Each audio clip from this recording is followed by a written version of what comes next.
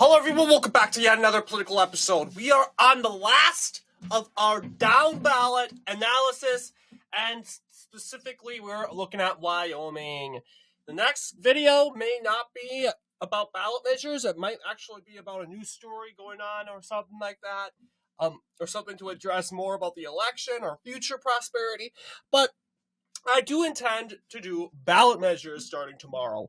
Tomorrow you'll start seeing the ballot measures of different states. A lot of them have to do with abortion, along with gay marriage, and environmental activism. So we'll go ahead and talk about those. So let's talk about the United States Senate election in Wyoming. You'll see, no surprise, John Barrasso wins re-election. This was the guy that competed for the Senate majority leadership, and then he ended up dropping out, leading to Rick Santorum. No, not Rick Santorum. Rick Scott, not Santorum, from Pennsylvania, and he was a 2012 presidential candidate. But yes, Scott to replace him. Although that wasn't probably his original intention, was to go and replace John Barrasso like he's the most holiest guy. He's kind of establishment too. Barrasso has positioned himself to be more of an establishment pawn or candidate. I noticed like you have Liz Cheney and all these people. They're establishment, and except for Harriet Hagman, she's pretty MAGA. And I want to congratulate her successful bid for, of course, re-election to the House of Representatives. But first, we'll have to address John Barrasso, 75%. Let's comparing that with his other runs. You'll see, Teton County still 61%. We never know what's going on in Teton. I doubt there is a university. We'll see. I think there's a university. Is there a university? I think there is a university, guys. There has to be a university. Because Wyoming is just so blue. Otherwise, some people say, this is where all the California people. Well, why would they go to Wyoming? It's a weird thing that they would do that. But let's see. Teton.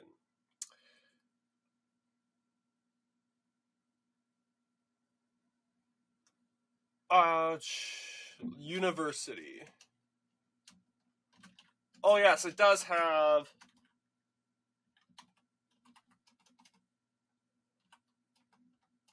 Yeah, Albany County has the University of Wyoming.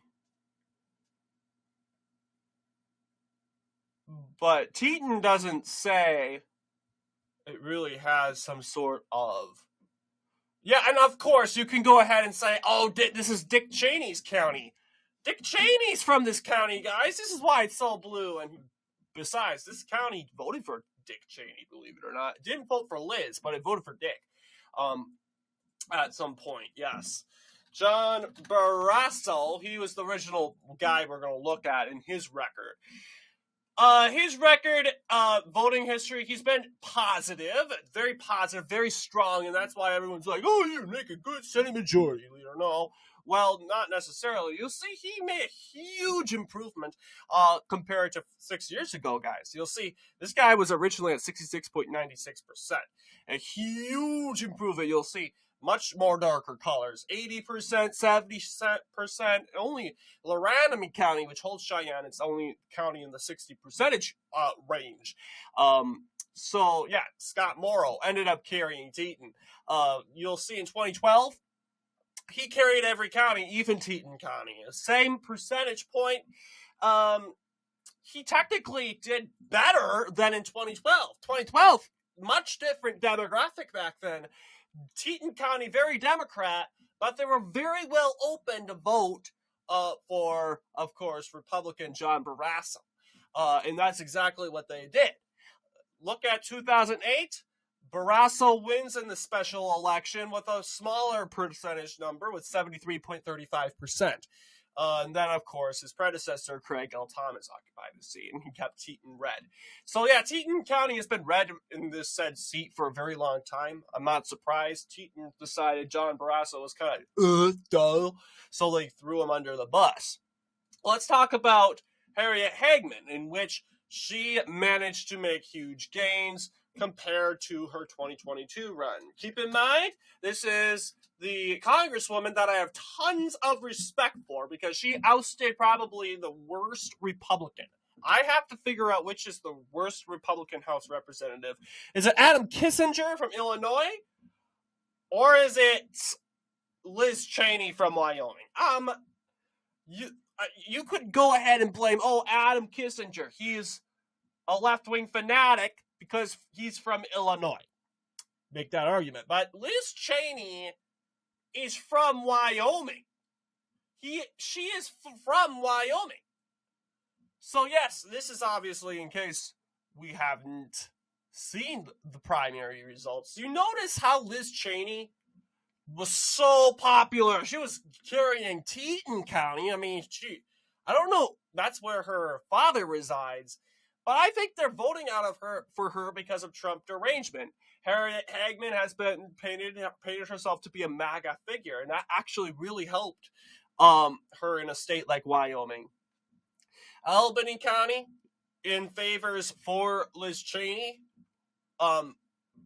Keep in mind, Cheney never carried Teton, and 70% of the county is going for her like she's the most special person.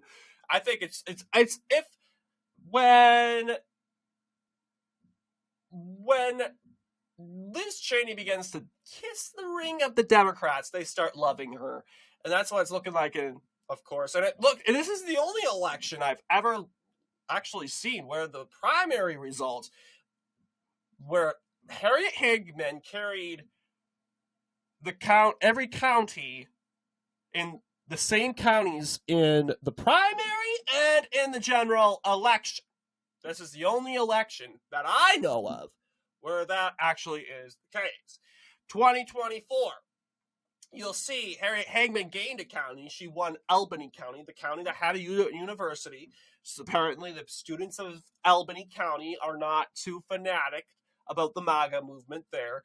She, this time, carried every county. Teton is having a hard time adjusting to it. Voting for Ms. Hagman in a 50% range in the primary. But, they can kick rocks if they don't like it. It's their problem. But looking at this obvious results here, good improvement in Albany, almost 50%, 5-point lead in Albany County, 71%, and you'll see libertarians.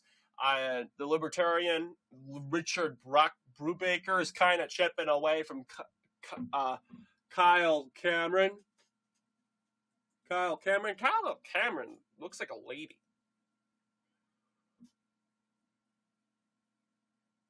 Kyle Cameron. She is program. It's probably a girl or something like that.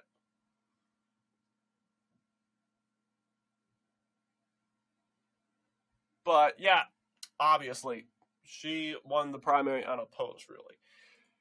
So yeah, Kyle Cameron only 45% yes, and you got also Jeffrey Hadget. He's also taken away some votes. He's from the Constitution Party. That's a right-wing political party. He's taken away votes from Harriet Hagman in that theory also.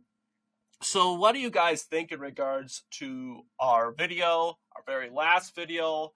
There's no judicial races as far as I know. What do you guys think in regards to the review on this side, House of Representatives? Let me know down below. And as always, I'll see you all in the next political episode.